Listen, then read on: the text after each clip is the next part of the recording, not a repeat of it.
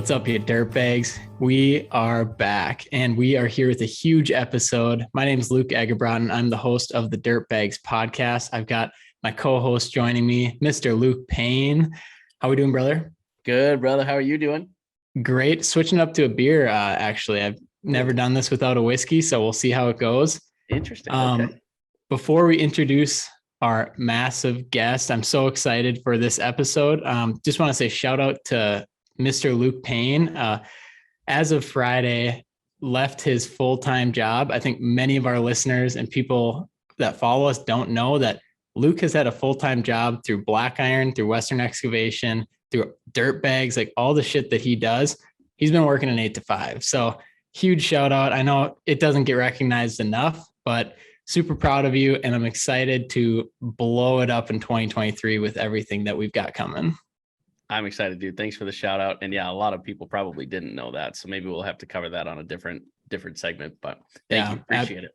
Absolutely. And now without further ado, we've got a huge guest. I mean, I'm so excited to dive into merch, dirt, construction. I mean, and just like growing and trucking and diving, jumping out and like starting your own business too, because that's what this platform's all about. So without further ado, we've got Cody Gilbert at Official Dirt Gang in the house. Cheers, fellas.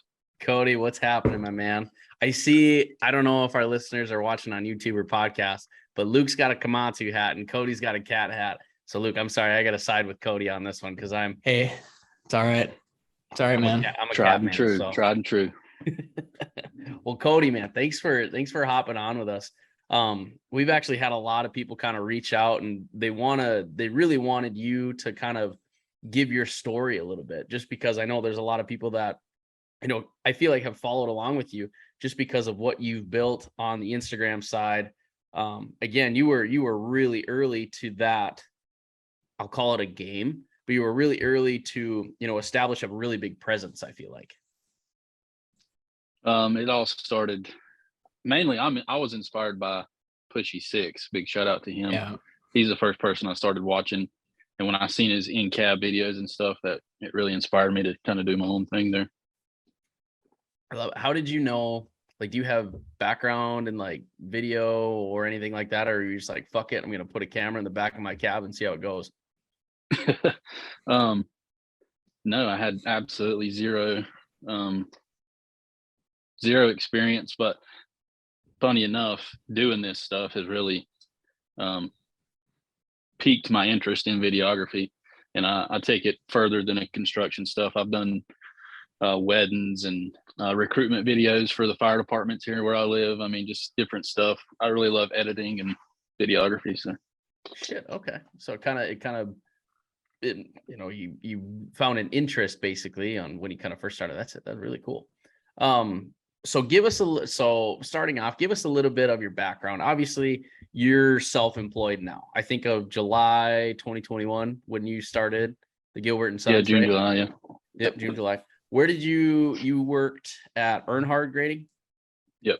Okay, how long did you work there? Probably right at 6 years. 6 years. I think, yeah, 6 years. Okay.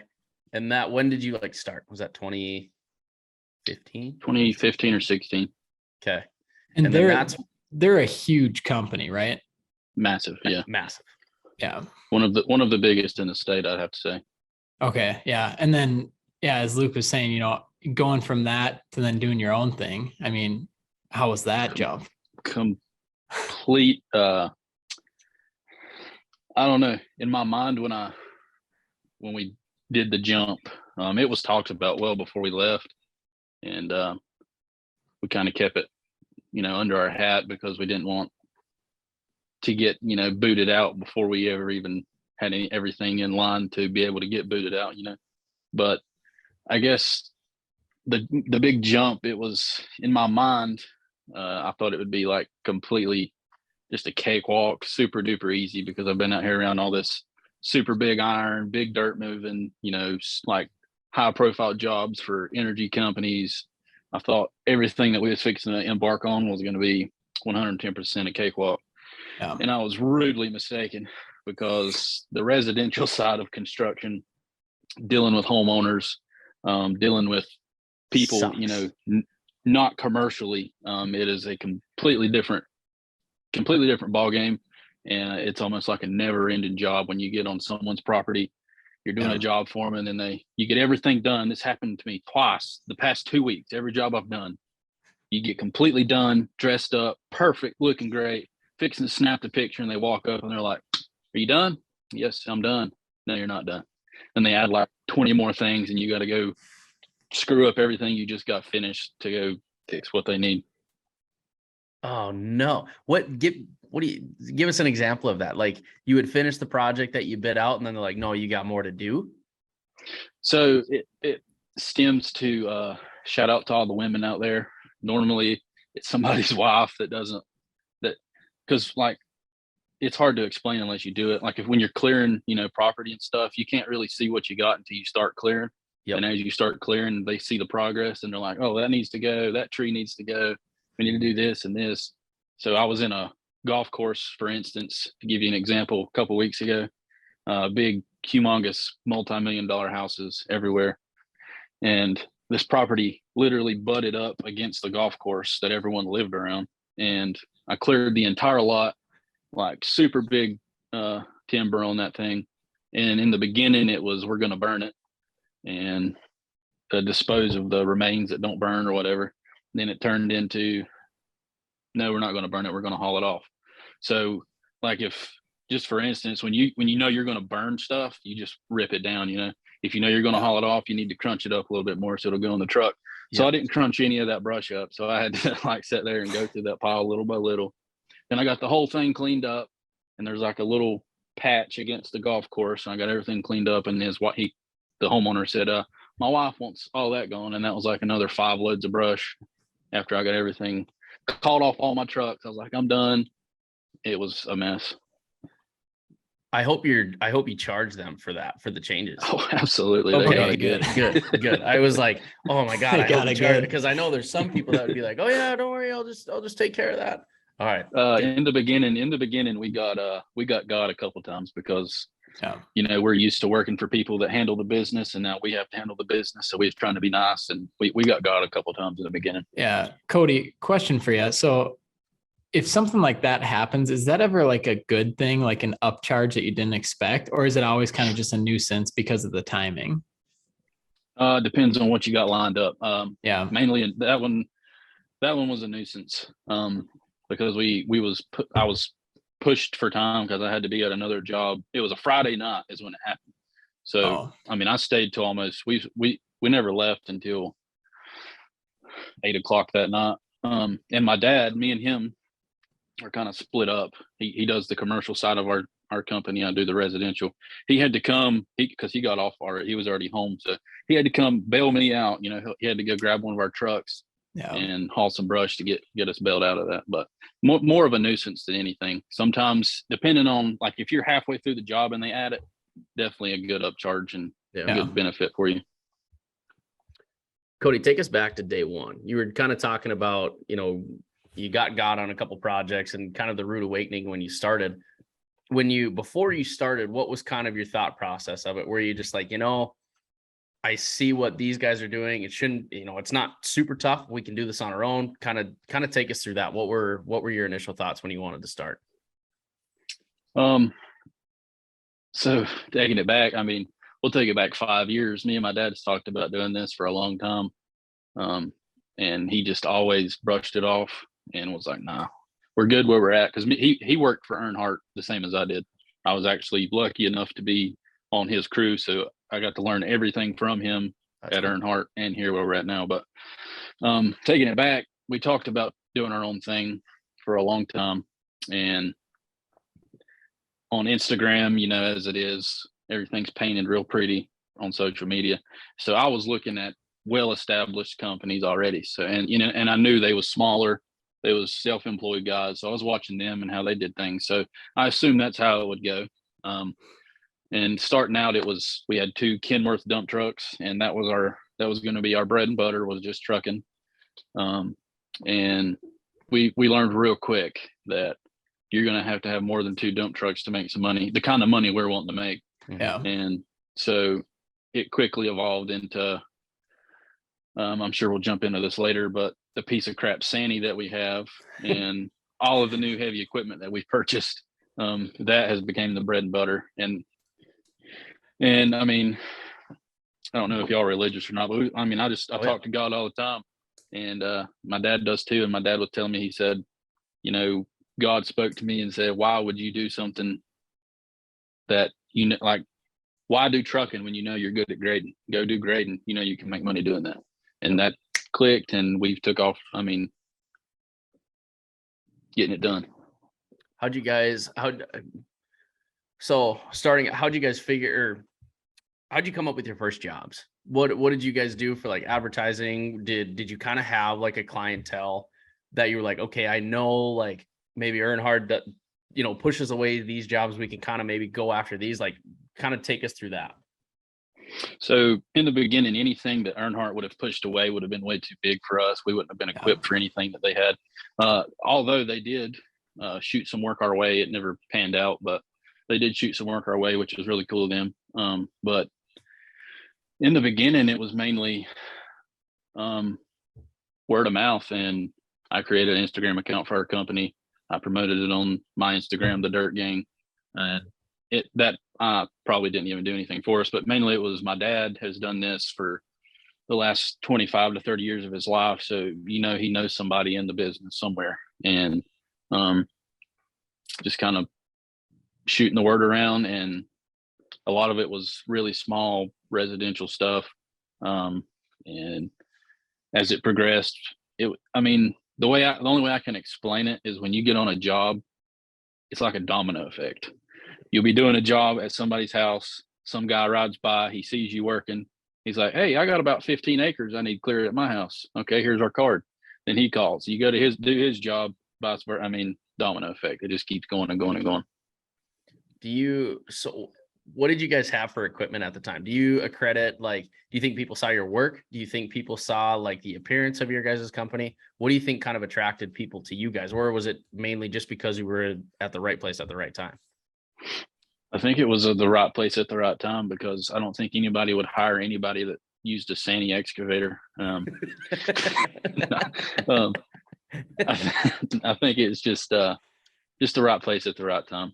And now that we have all Caterpillar, I think they look at that and say, "Oh, they're probably not Democrats." Yeah, and 100%. I agree with that. Cheers to that one. Because you just bought a 317. What other equipment do you guys have in your lineup? What's like your favorite piece? Yeah, we just bought the 317, which is my baby now, and I have been researching legal ways to marry that machine. There you go. But no, we have the 317. We have a 320. I seen y'all just bought a 320, didn't you? We just got a 326. We just signed the papers today on it, so good deal. I'm pumped. Yeah, we got the 317 and 320, D6N with GPS on it. I got a 953C track loader, D5K dozer.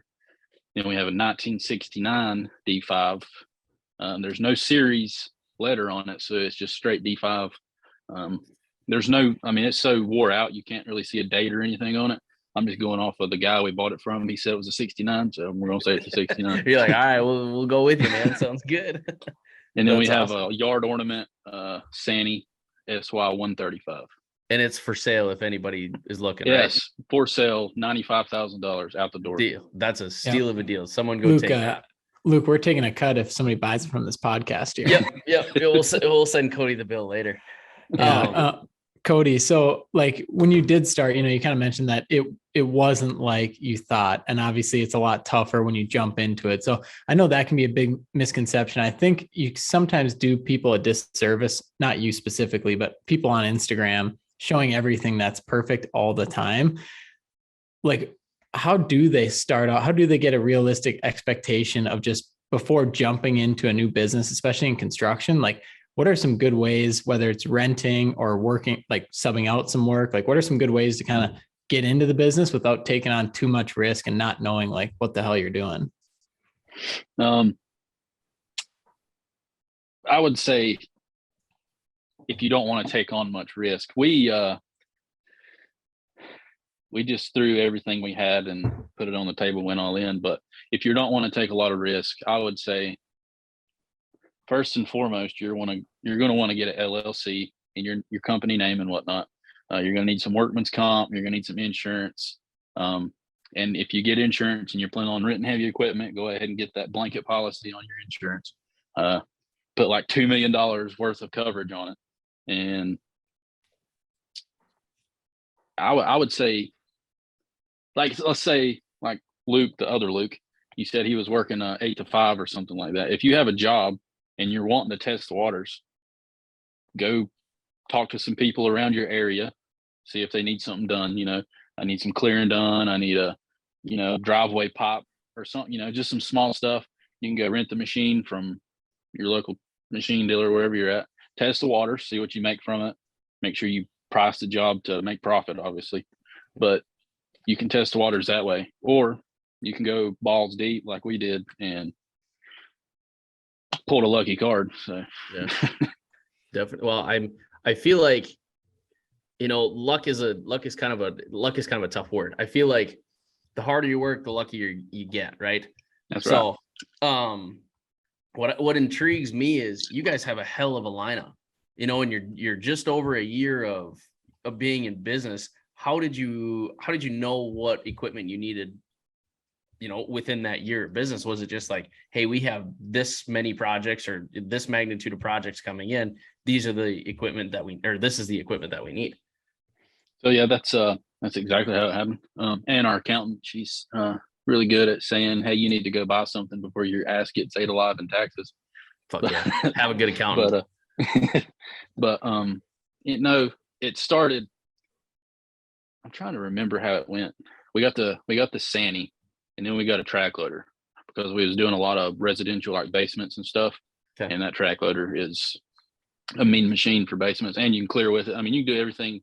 It's like a bulldozer and excavator combined in one machine. It's really cool, but it just slowly progressed. I would say the Sani and the track loader was our two main weapons when we first started. And then we threw in that 1969 D5.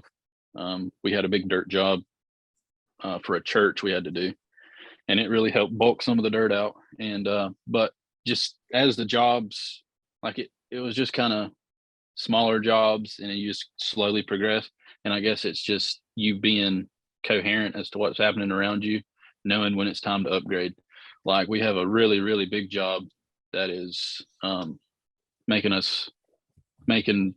a lot of money for the company right now, and it's 2 hours away. So we went and bought 2 pieces of equipment strictly for that job. They never came to our shop or office or nothing like that. They went straight from the dealer straight to that job, and they've been there the whole time. All the guys that work for us, most of them's up there. Like I'm normally by myself 90% of the time doing my own thing, one-man show on the residential stuff. But just like the big stuff up there, the way we priced it, the way the money works, what the equipment costed, by the time that job is done, if you play it right, and all that stuff's probably going to be paid for by the time that job's over with. So fuck yeah. Wow. How do you guys manage your cash flow? I don't think you have to get into the nitty gritty of like, oh, we have this much and this much. This much and this much. But like, from obviously you got guys that work for you. You've got equipment payments. Obviously, you got to pay your guys itself. How did you learn? How do you know how to do that within the first year? I'm still learning. And I'm on like year 5. Still learning. Luckily, we have a really good dealer. Our sales rep for us. He actually goes over. We had lunch the other day. They take you out to lunch when you buy a machine. That's the best. You just ordered the most expensive thing on the menu. We did that to Kevin today.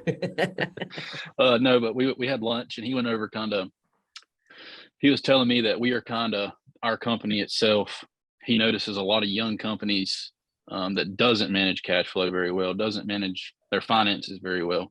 I'm not saying they don't make it, but the way they manage it, it shows that they're having a loss every year. Mm-hmm. So we've bought a D6N, a 320, a 317, all that stuff from Caterpillar. So he said, we're kind of to that point now where they're going to have to start having some really definitive financial documents, profit loss margins, balance sheets, all that good stuff. So I'm still learning.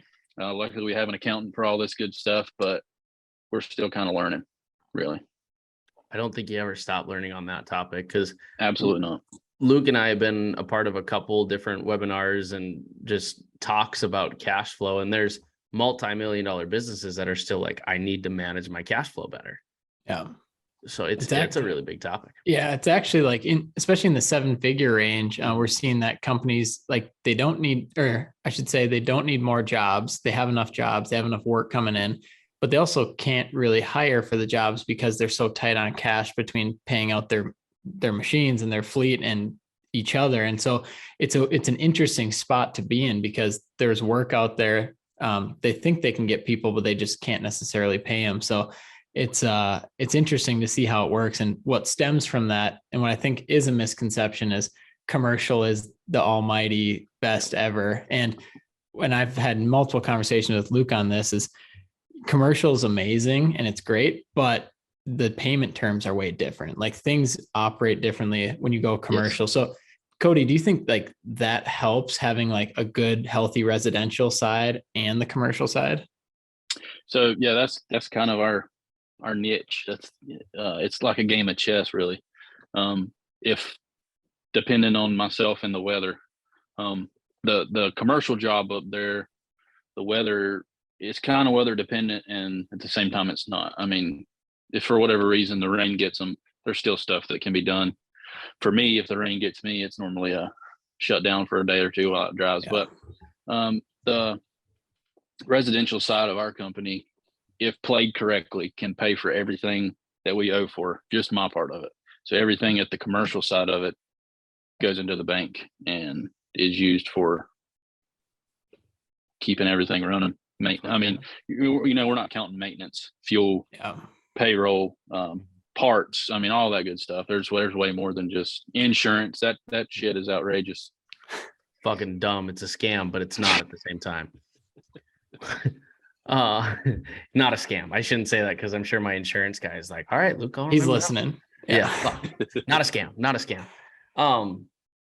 Were you, when you guys first started, Cody, you just had a little one, right? Or was it, yep. You got a little boy, right? It was kind of at the same time, like the week he was born. Let me think here. Yeah, the week he was born.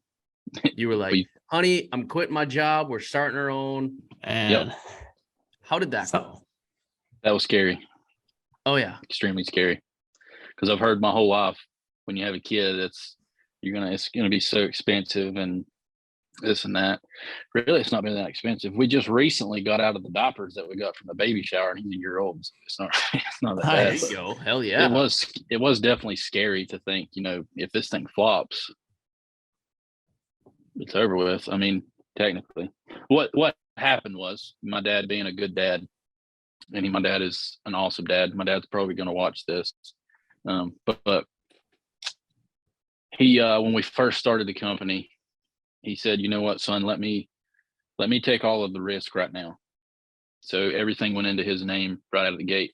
So if it did flop, it wouldn't affect me that much, and I would do the same for my son. But now that we're kind of, anything can happen. I'm not taking that for granted, knock on wood, but I think we're pretty comfortable, and everything's kind of shifted, and we're kind of half and half now. So does that motivate you a little bit more for him taking on kind of all the risk? You're like, I've got, I don't have it on my back, but I do at the same time. It's almost like an obligation to him. You're like, I got to make sure that, my family's okay. My family, your father, he's okay. Things like that. Yeah. It was to the point. I played it smart. I think I played it smart. Because the way I compartmentalized this in my head, at Earnhardt, I worked there for 6 years. I had a 401k, and I maxed that bad boy out to where so much of my check was going into that thing, and they matched it. So when I left Earnhardt, I had a pretty large chunk of change in that 401k.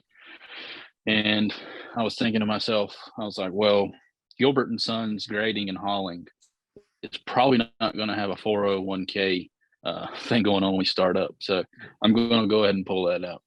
And I pulled that out. Financially speaking, I paid off everything personally that I owe for that I could pay for. All the low-hanging fruit in my life, cut it out. All I owe for is like my house and a truck. That's it now. So the rest of that money I lived off of for the first 3 or 4 months of our company startup. And I told my dad, I was like, don't pay me. I don't need a check. I got money. Take it, put it towards the company, pay yourself. You know, you're going to need it. Yep. So that's what we did, and it worked out. So Yeah. I Cody, tried to help him as much as I could. Yeah. Yeah. Question for you and Luke too, I guess. As you guys grow and are scaling, your company, like how do you figure out how much to pay yourself? I know I'm in a totally different industry with marketing, but like I'm still an entrepreneur and a business owner. Like, how do you figure out how much you pay yourself? And does it change? This might sound stupid, but does it change depending on how much you're making, like in a certain month, or do you kind of look at it in a quarter or a year? How do you do it? The way I do it is I look at, again, what I personally need to live. Yeah. Me, my wife, my son, what do we need to live? And it really comes into more of a, how bad do you want your company to succeed? So Right. if you're in this for the money, it's probably not going to work out for you. Obviously, I mean, I'm in it for the money. I mean, duh, but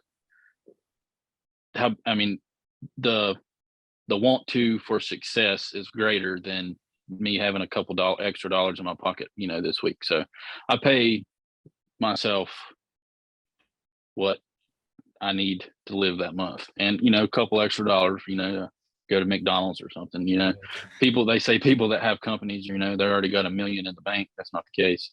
Their company might have $1 million in the bank, but they don't. But that's the way we do it. And I'm sure as it grows and there's more money in the bank, that our pay will go up. Yeah. And it's interesting too, because you're building this asset really, and you're just like, why would I pull from too much from the asset and you're just going to like spend it on yourself?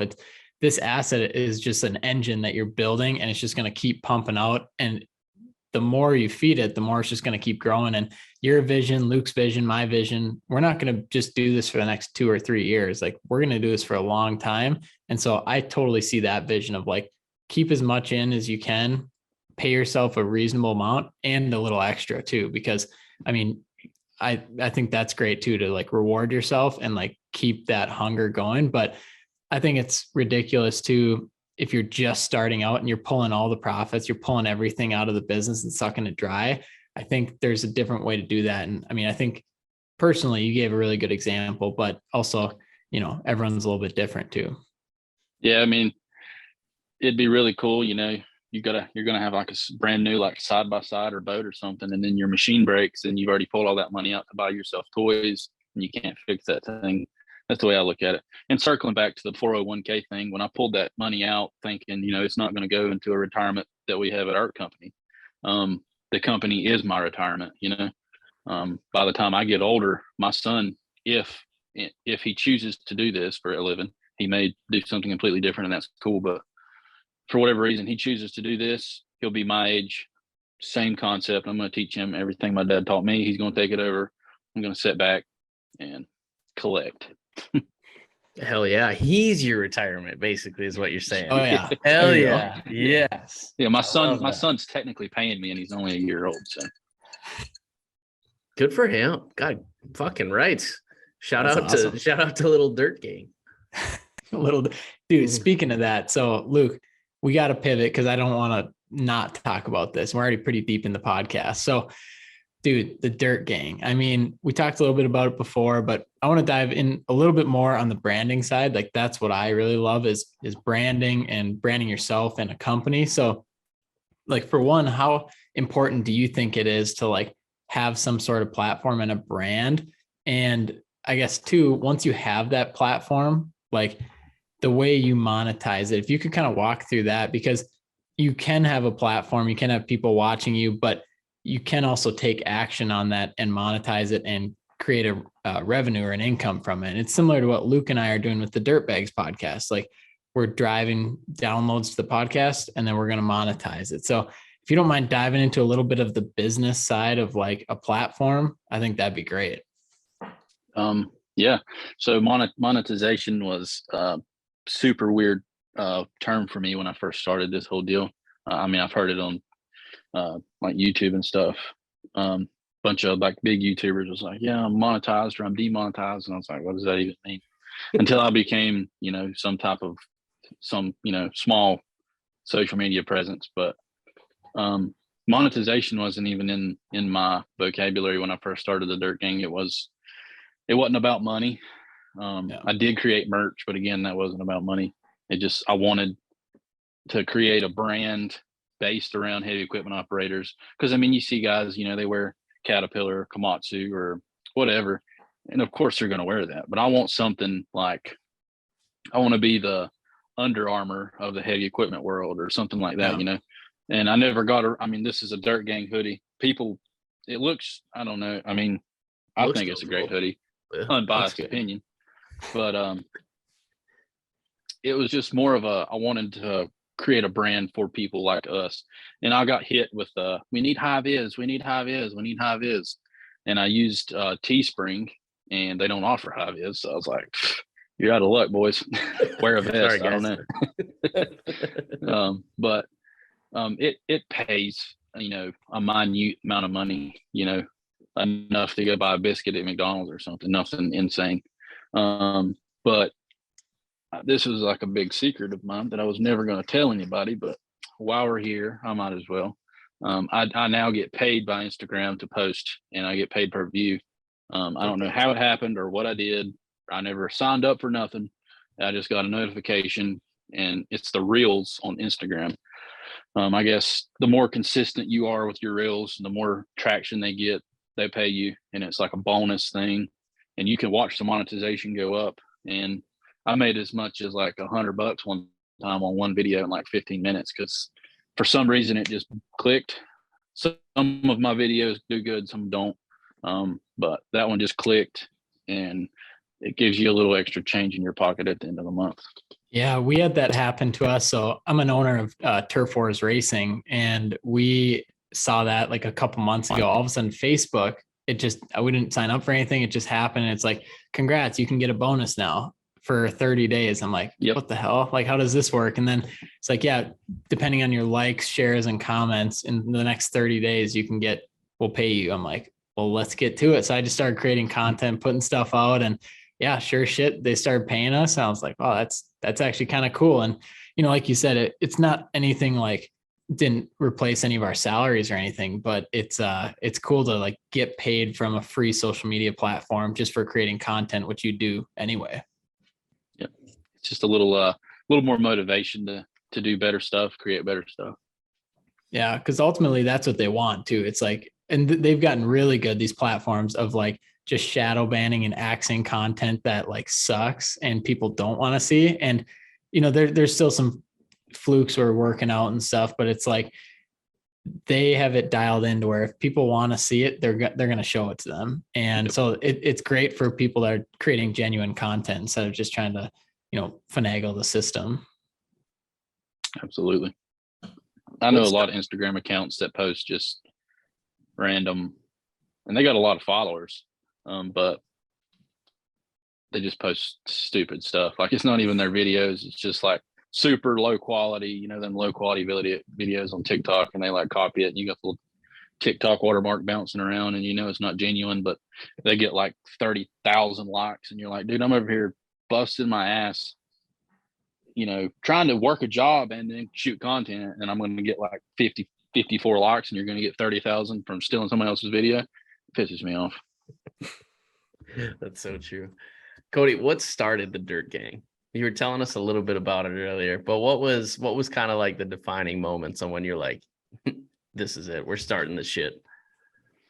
I would say it was probably back in 2018, 2017. Well, 2017 is when the idea popped in my head. It was me and the crew of the guys that I worked with at my last company. We were on a big like pop job. We was laying like, I don't even remember, like 60 to 70,000 feet of HDPE. I don't remember what he was flowing through it, but a bunch of pop. We was laying a bunch of pop. And so we rode around all day. There was another contractor there. So we was in this van and we was just kind of assisting them, doing whatever we needed to do, operating, whatever. And trapped in that van all day, you start thinking about life. And we really obeyed the rules. We never, tried to choke each other with seat belts. We never jumped the van or anything like that. We never drove it up stockpile or none of that stuff. So we was thinking like, we should do a YouTube channel. We would probably make a bunch of money and get a lot of views. And they was like, no, we can't do that. We'll get fired. So I stored that idea. Yeah, theoretically. I stored that idea in the back of my head. And I got on Instagram and I seen Pushy Six. He was a big inspiration for me. Shout out to Pushy Six. And Connor the Digger Driver. He's from the UK. He's like my twin from the United Kingdom. When I first, fun fact, side note, when I first found his Instagram account, he had 10,000 followers. I had 175. And I get messages all the time about like, hey, how do you mount your phone to take those videos? And I'm like, it's not my phone, it's a GoPro. And I asked that same question to Connor the Digger Driver. I was like, dude, how do you do these videos? And he was like, I got a GoPro Hero 7 Black with a mount. I was like, all right, then. Went on Amazon, I bought a GoPro and a mount, started making my own videos, and I went from 175 and I almost caught up to him. He had a little more than 10,000, but I went from 175 to 10K and almost caught up to him. But he's up to like, I don't even know. He's probably like in the hundreds by now. I haven't checked lately, but that's cool. But back to the idea of the Dirt Gang. I stored that idea in the back of my head after they shot it down. And again, I was watching all these guys on Instagram and stuff. And I got a really creative personality. So I was like, does anyone make content about what people in heavy equipment do? And I was like, I mean, technically, yeah, but it's not that big. So I just I did use my phone for the first video I ever made. And I just posted it on like my personal Facebook page and my family and friends could watch it. And they really enjoyed it. So that kind of gave me some motivation. I was like, okay, so what could I do with this? Then I got the GoPro in and I started shooting content. And if you go back on my Instagram and just scroll all the way down to the very first, you can see the progression of me getting better at the camera and editing from the start to now. So, but it started with just the videos, and I noticed a big upward trend. And I always wondered, like, how do people grow Instagram accounts? How do people grow social media platforms? And I did it organically, I guess you could say, because, it gives you the options to pay for ads and stuff, but that's just a scam. I've never got anything from that. I've tried it before, but it don't work. Mm-hmm. And in my opinion, you might have a different outlook since you're into marketing or whatnot, but organically, all these bigger pages started seeing original content, and it was just a big, I would go in and I'd tag like 50 people in one of my posts, and at least 2 of them would repost it, and that would get me followers. And one video I posted, it was 2 dozers, and they was pushing through some water, and that thing went like absolutely crazy. That's what kicked it off. And from that point forward, that's when I capitalized on the big boom, you could call it, and started making more original content. Were you pretty stoked like when that started taking off and you just kept checking your phone and just like, oh shit, like this is really going? Yes, I felt very pressured to produce, and I wasn't exactly prepared for that big of a boom. So I had to, rush around and try to capitalize as best I could on it. Yeah. And it just, the more Luke and I have talked to you, like, it just makes me think, I kind of wrote down 3 different things. And what do you think that you're most like? An operator, a videographer, or a creator? Because I see all 3, but like, what do you think you're creator? Yeah, dude, it's crazy listening to you, and just, I see the passion too. But also you're out there every single day as like an operator. So it's really cool to see, because we get to talk to a lot of different people on the show and just like really dive into what they like. And dude, like what you're doing is insane. I have a very creative personality, dude. It goes way further than equipment and stuff. Yeah. Because I'm never going to be a good operator in the eyes of the Instagram enthusiast out there. There's nothing The that you can keyboard do warriors. that is good enough to make them happy. Yeah, they're horrible. And just because you do something different than they do, you're stupid and you don't know what you're doing. So there's that. I don't think you could have said that word faster, creator. And the first thing that came to my head was, okay, you created the Dirt Gang. You know, you built that from scratch, built it up. And then I was kind of thinking, I was like, well, fuck, he did that with his own company too. So do you think there was any lessons learned from building, you know, the Dirt Gang up to like your business to where you're like, hey, these kind of have correlation with each other? Absolutely. They correlate a lot.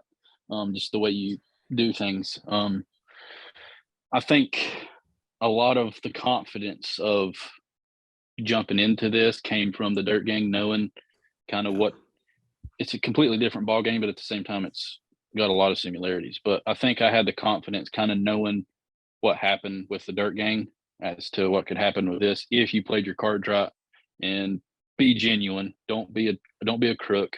Deliver good, honest work to your customers. Do the job right. Don't shaft them. And I think it'll work itself out. Is there, so definitely a creator. Do you have that shiny object syndrome? Like, is there something next that you're looking to do, or is it like, let's stick with this and ride it out here? There's a lot of shiny objects, but oh yeah. For whatever reason, I've developed this severe case of fear of trying something different for whatever. I don't know what's happened to me. I think it's having a kid and just starting to be comfortable in life. I'm not single I'm not single and able to just jump, anymore. I got to kind of check my surroundings before I do anything stupid to mess up what I got going on here. But there's a lot of shiny objects. One being, I wanted to start a podcast. It was going to be called the Operators Only Podcast. I've even got all the stuff right here, but I'm not tech savvy and I suck at that stuff. So I just kind of gave up on it. Dude, so yeah, that's kind of why I asked. And it wasn't like something to like derail the other two businesses or anything like that. But I was going to bring up the podcast because that's another way where you can like actually help your business and do something that kind of gets your creative fix as well. But it sounds like you said you wanted to start. I mean, why not get after it? Well, now that I know you can do it on Zoom, I think it'll be a lot easier. So easy. And people ask like, oh, how do you do all this stuff? I'm like, Zoom, you record it, it goes right to the cloud. And it helps. We have Brandon, he's our producer. He's awesome. We just send it to him. He makes some edits. And then we go through rss.com and that publishes it to all the channels. So Spotify, Apple Podcasts, everything. And we clip it, put it on YouTube, and that's it. It's actually so easy that I wish more people would do it, especially if you've got all the equipment. I mean, you're ready to go. Yeah. I'm going to have to look into it. I'll probably message one of you guys after this and get some help. Hell yeah.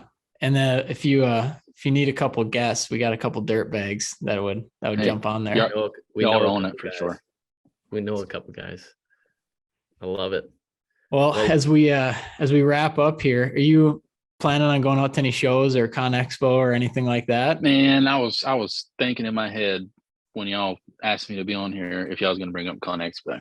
Oh, hell yeah. There's a really, really long story about Con Expo for me. And the answer is hell yes, I'm going to Con Expo. And I don't give a damn who tries to kill me or drag me down. I'm going this time because last time I was promised a spot. The hotel was picked out. I had announced it on Instagram, messaged my friends, and then it was like, oh yeah, actually you're not going. Yeah, we picked somebody else. So I was like, dick. No. Ruined my life. Yeah, dude. Well, it's probably a good thing because like I remember seeing a bunch of social media beef on the 2020 Con Expo years. There were some people that are like, I can't believe you guys are there with COVID. And then there's other ones that are like, oh no, we're good. And then I think like 2 weeks later, the fucking world shut down. Yep. Yeah. Well, I mean, Luke and I'll be there and we're thinking about shooting some in-person podcasts too, some in-person dirt bags content. So that'd be dope.